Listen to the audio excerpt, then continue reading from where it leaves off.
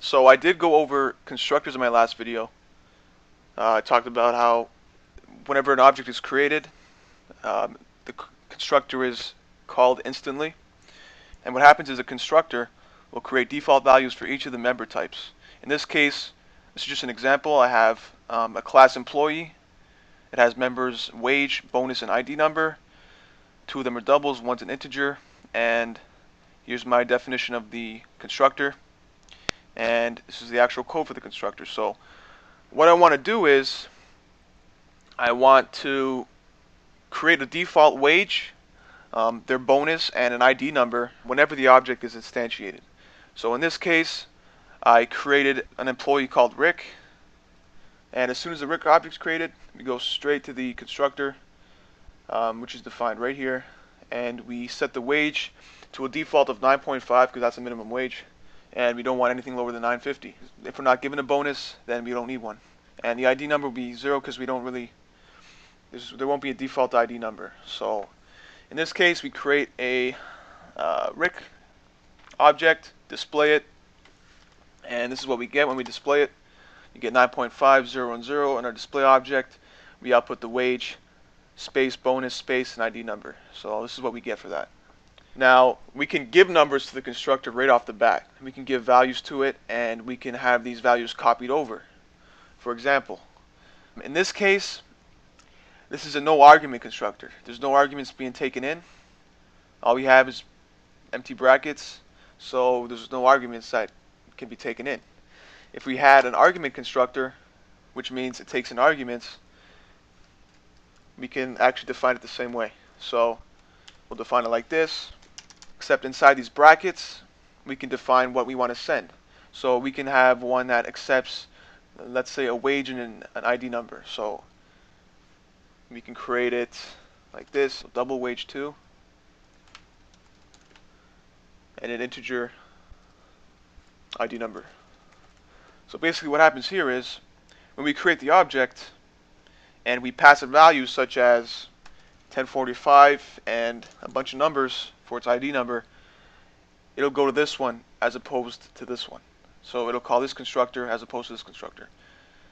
You may ask what the point of that is, and the point of that is we can actually set values right off the bat as opposed to using different functions such as a void set function. So through the use of argument constructors, multiple argument constructors, we can call a specific constructor which directly pertains to the amount of arguments we pass it. So as opposed to going to this one, it'll go to this one. I've already explained that.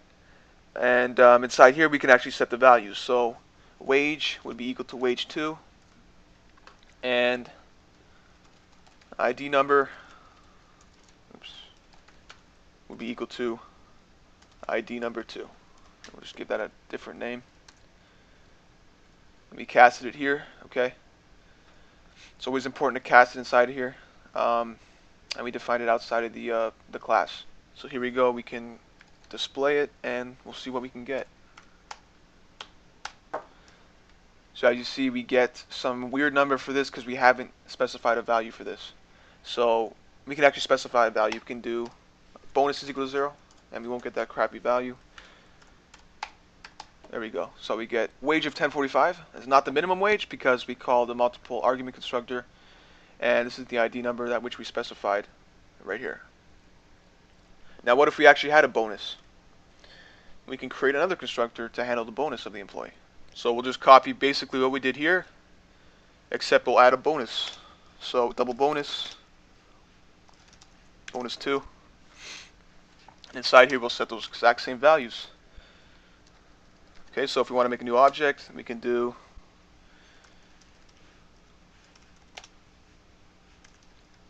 employee Tom. We'll give him a bigger wage, obviously a different ID number, and give him a bonus. And to call the display functions, basically just tom.display. So there's the wage, there's the bonus, and there's the ID number. So as you can see, pertaining to how many arguments we have, we could call a specific constructor. This is helpful for many reasons. As you can see right here, this is a perfect example. Some employees will have a bonus, some employees will have a minimum wage, Some employees will have a higher than minimum wage. So if you create a default constructor which sets the minimum wage, sets the minimum bonus, which is obviously 0, and an ID number that sets it to a safe and secure value, we can call the appropriate constructor depending upon how much information we actually have on the employee. So that's basically constructor overloading. Hopefully you have a firm grasp on what constructors are and how they work, because in my next video I'm going to get into memory allocation with constructors. And that's a whole nother ball game, because what's going to happen is if you allocate memory within a constructor, it'll use the exact same spot in memory every time you allocate. So assume you made Rick, Tom, Bob, and you allocated memory inside of this constructor right over here. What will happen is whenever it allocates memory, it'll use that exact same memory. It'll use that exact same address in memory. So assume you had an address in memory like this, 44344 or whatever. It'll use this exact same block in memory for allocating all your memory. So what'll happen is if you gave Rick, I don't know, I guess, give him a last name or something like that, Rick, whatever, Johnson, and if you created an array which pertained to the size of the last name, so it'll count the actual characters in the name and it'll create a dynamically allocated array of that size. It'll go to the exact same spot in memory to allocate that memory to create Rick's last name. But if Tom had a last name of Johnson, or like Tom Thompson or something like that, right? Tom Thompson, what will happen is it'll create memory for Thompson, but it'll overwrite Johnson's memory since Johnson is pointed to that exact same space over here. So if you create another one called, let's just say employee Bob or whatever, Bob Stanley or something like that, Stanley will overwrite Thompson. So if you output Rick again, you'd get 1045, 234, 256, but you'd get Stanley as opposed to Johnson because you're overwriting what Thompson once was and what Johnson once was. So I'll get to that in my next video.